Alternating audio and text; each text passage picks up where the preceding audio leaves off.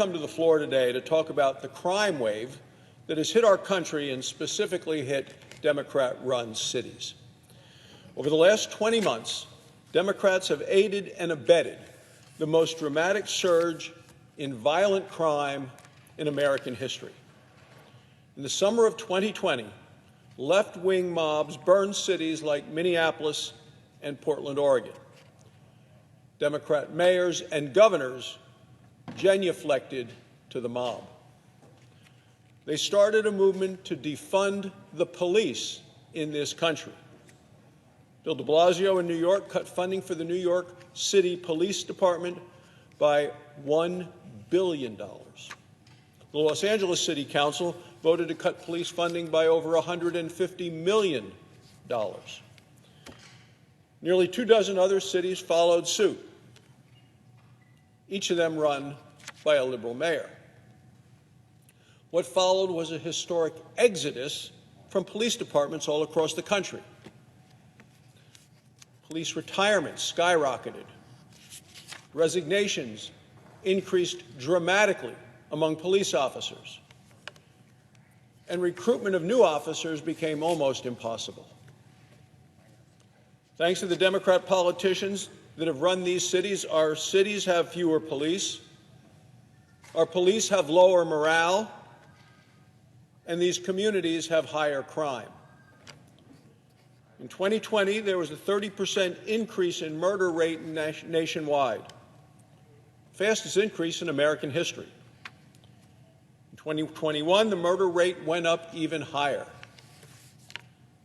16 cities broke their all-time records for homicide, and of course all 16 were run by liberal Democrats.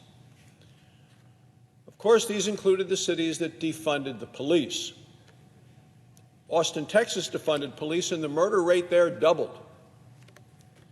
Last year, the national murder rate reached its highest level in 25 years. So far, 2022 looks like it may be even worse. So what are the Democrats doing about it? They have the House, they have the Senate, they have the White House. They're doing two things. They're making it worse, and they're trying to avoid being blamed for what they are causing. So how are they making it worse? Well, just take a look at some of the nominees of President Joe Biden, people that he's put in high positions in the Justice Department, radical liberals. Every member of the Democrat body in this institution voted to confirm them. These are people that hold beliefs way out of the mainstream of the American people when it comes to their service for the Department of Justice. Joe Biden has essentially handed over the Justice Department leadership to radical activists who want to defund the police. They are the people running the Justice Department. Every single Democrat voted to confirm them. People of America are shocked to learn that last March, Democrats on a straight party line vote, every Republican against, every Democrat for, gave almost $1 billion in stimulus checks to 645,000 convicted criminals. These are people either still behind bars or recently released. Senator Tom Cotton, the junior senator from Arkansas, and I introduced an amendment to block them from getting stimulus checks. Every Democrat in the Senate voted to block our amendment. In effect, they voted to subsidize criminals, convicted criminals. With Democrats in charge in America, criminals have hit the jackpot. Second thing the Democrats are trying to do is to try to avoid getting blamed for this incredible spike in violent crime.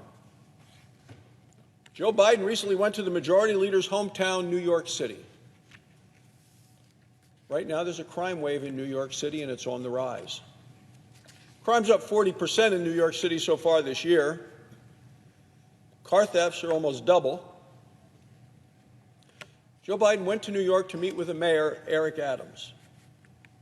Now, of course, Mayor Adams is a former police officer and an opponent of the Democrat mantra of defunding the police.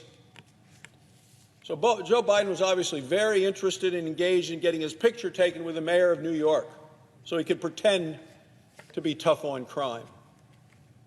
Voters aren't buying it. The American people that know that Joe Biden has supported left-wing radicals who support defunding the police.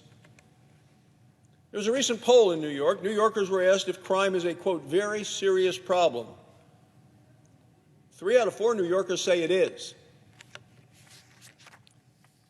This is the most in 20-year history of taking a poll and asking that question.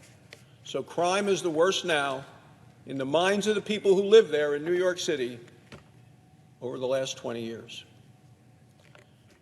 2/3 of all voters say they disapprove of Joe Biden on the issue of crime.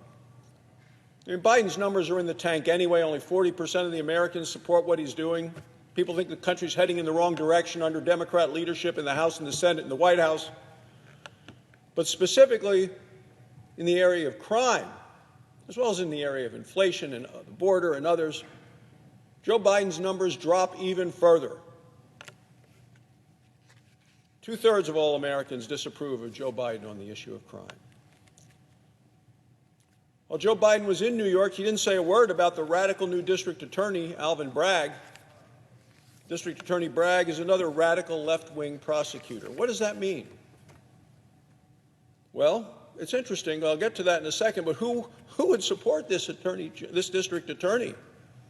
Oh, one of his top supporters for election was the majority leader of the United States Senate.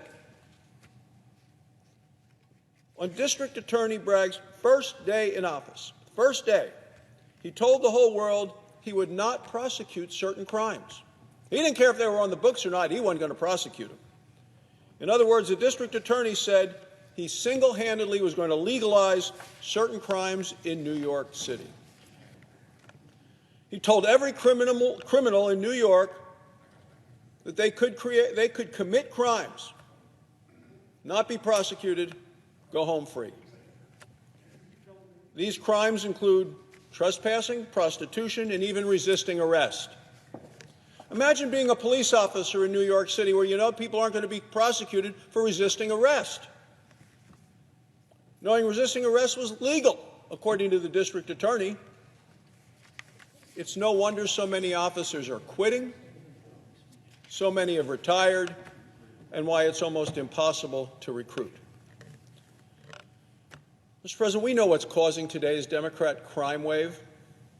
Too few police, too many criminals walking free, too few consequences for the criminals in Democrat cities and states.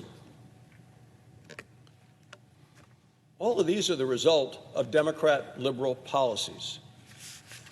These are policies that American people have continued to reject and reject again today. American people want the law to be enforced. They want prosecutors and judges who follow the law as written. The American people are sick and tired of Democrats coddling criminals. The American people support the police. It's long past time for the Democrats to reverse course. It's time to reverse these reckless Democrat policies before this Democrat crime wave gets even worse.